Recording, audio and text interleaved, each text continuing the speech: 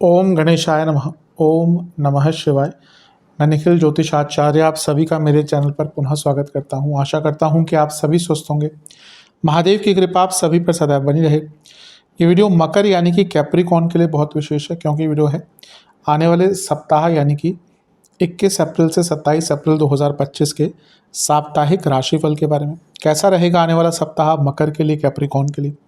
जो मेरा साप्ताहिक राशिफल होता है वो प्रमुखतः चंद्रमा और उनकी गति पे आधारित होता है। चंद्रमा एक ऐसे विशेष ग्रह हैं जो बहुत तेज़ गति से भागते हैं, 2.25 से 2.5 दिन में राशि बदल लेते हैं और मन के कारक भी हैं।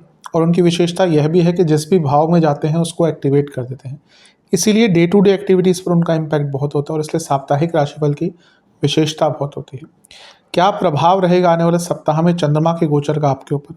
क्या संभाविता अच्छा हो सकता है, क्या संभाविता बुरा हो सकता है?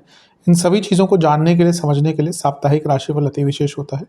यदि आपकी लग्न राशि या चंद्र राशि मकर है, दोनों ही गाइडेंस के लिए इस राशिफल को देख सकते हैं। जहाँ से आपको ज़्यादा सूट करता है, रिलेट करता है, वहाँ से इसको ऑब्जर्व कीजिए। व्यक्तिगत तौर पे मेरा मानना है लग्न राशि से देखेंगे तो अच्छा है। इन केस नहीं पता आपको अपनी लग्न राशि, तो आप अपनी चंद्र राशि से भी इसको देख सकते हैं। शुरू करते हैं।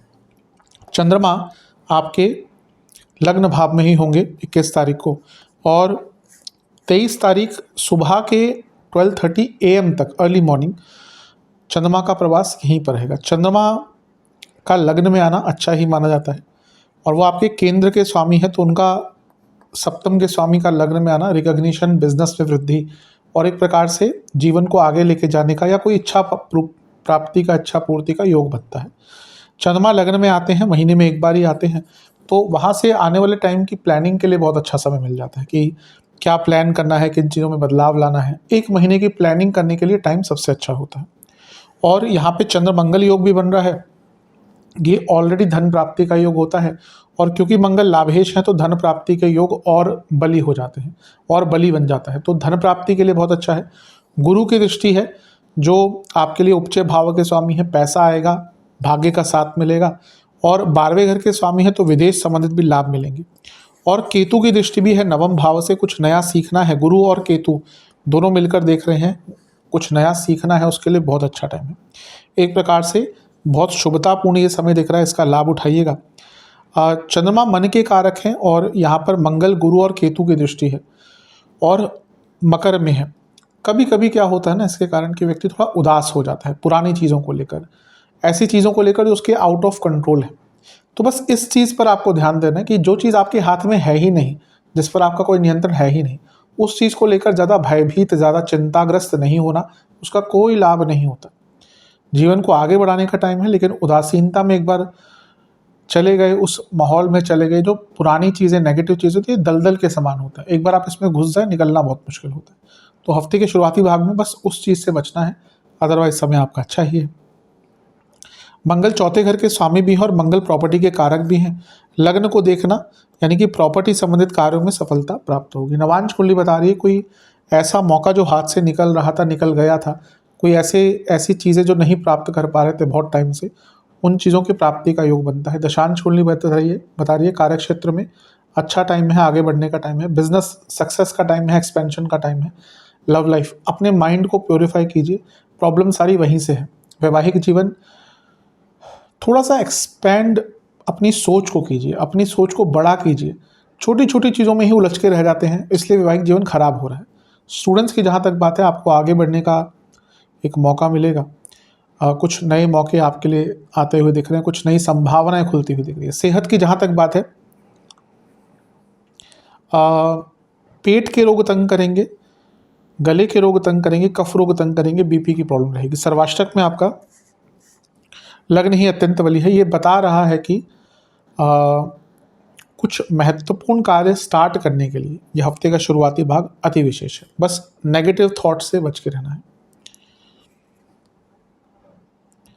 23 अप्रैल अर्ली मॉर्निंग 0030 चंद्रमा आपके धन स्थान में आ जाएंगे यानी कि कुंभ में, और 25 अप्रैल सुबह के 4 तक यहीं पर रहेंगे। चंद्रमा का धन स्थान में आना अच्छा ही होता है। धनागमन के सूचक होते हैं चंद्रमा जब भी धन स्थान में आते हैं, तो एक दृष्टिकोण से बहुत शुभ है ये।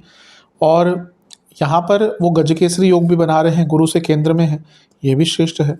और यहाँ पर वो मंगल से फिर से दृष्ट हैं।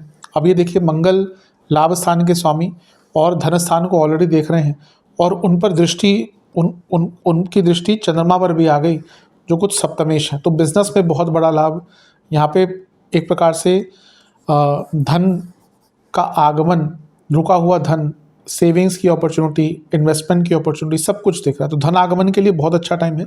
लेकिन मंगल की 8वीं दृष्टि है और चंद्रमा वाणी के स्थान में भी है, जहाँ पे अकेले हैं, और ये चंचलता दिखाता है वाणी में, और अष्टम दृष्टि मंगल की। तो कुछ ऐसी चीज़ें बोल देंगे जिसका फिर बुरा प्रभाव पड़ेगा। तो अपनी वाणी पर बहुत नियंत्रण रखिएगा। अदरवाइज तो ये टाइम आपका अच्छा ही है, कुछ नेगेटिव ज़्यादा इसमें नहीं दिख रहा। नवांश कुंडली कह रही है कि अपनी जीवन पर थोड़ा कंट्रोल वापस लाइए, जो थोड़ा सा लुप्त हो गया है। लिप्त नहीं, लुप्त हो गया है।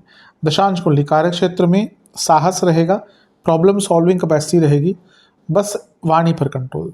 बिजनेस में थोड़ा रिलैक्स रहेगा, कुछ ज़्यादा नया करने की कोशिश मत कीजिएगा। पैसा आएगा लेकिन ज़्यादा डेस्परेट मत होइएगा। लव लाइफ, आपको थोड़ा सा पैशन इन्वॉल्व करना पड़ेगा, जिसकी बहुत कमी दिख रही है। वैवाहिक जीवन, एक ही प्रॉब्लम दिख रही है कि एक दूसरे को समझ नहीं पा रहे, इज्जत नहीं दे रहे, और एक दूसरे का ख्याल नहीं रख रहे किसी भी लेवल पर, हर लेवल पर।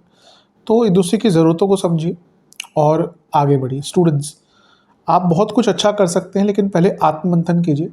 कई उत्तर हैं जिनका आंसर आपको अपने अंदर ही मिल जाएगा, बस बैठकर आत्ममंथन करने की आवश्यकता है।